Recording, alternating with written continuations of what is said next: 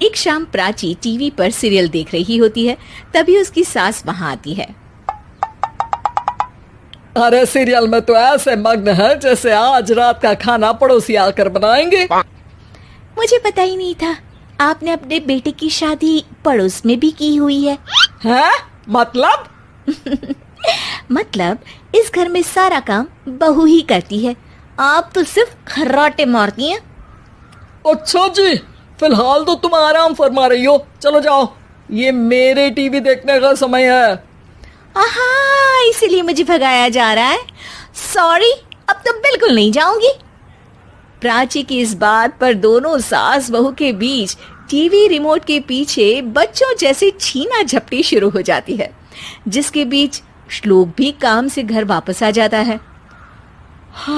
आज मेरी चूहे बिल्ली की जोड़ी किस बात पर झगड़ रही है? अरे तेरे बीवी मुझे टीवी नहीं देखने दे रही। अरे तुम्हारी मम्मी मुझे खाना बनाने के लिए फोर्स कर रही है। अरे वाह, ऐसे बेतुके रीजन पर तो बच्चे भी झगड़ा नहीं करते। अरे मुझे कुछ मत बोल, सब इसने ही शुरू किया है। हाँ हाँ, जैसे आप तो बहुत दूध की धूली है ना। अरे बस, दोनों चुप। प्राची जाओ, खाने की तैयारी करो।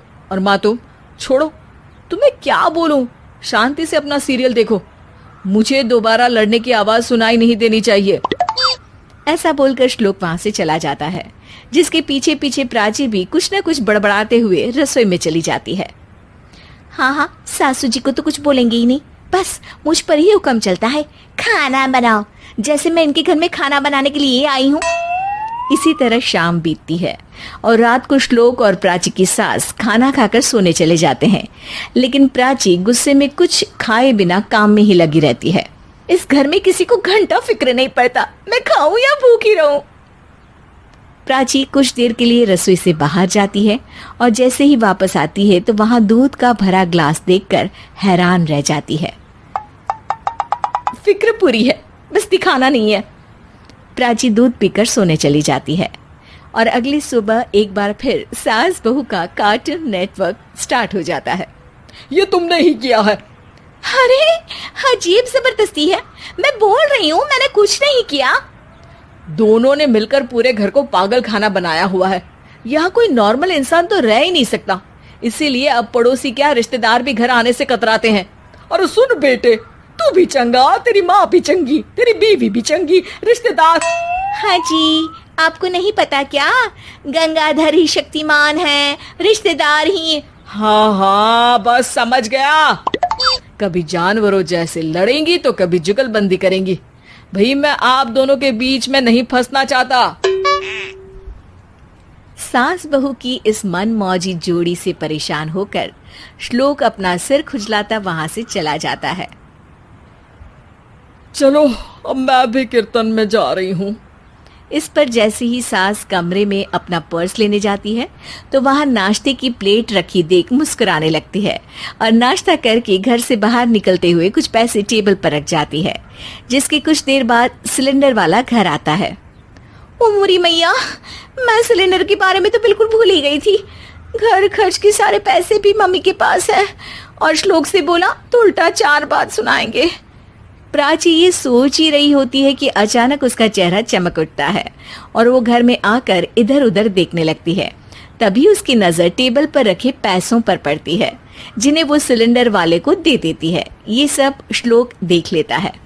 अच्छा बेटे, इतना बड़ा घोटाला, सबके सामने मैं तेरी दुश्मन और पीठ पीछे तेरी मेरी यारी।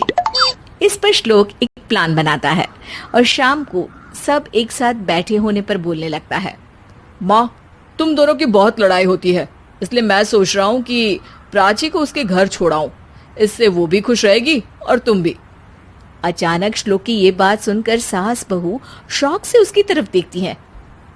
अरे ऐसे कैसे घर छोड़ाओगे, मुझे कहीं नहीं जाना।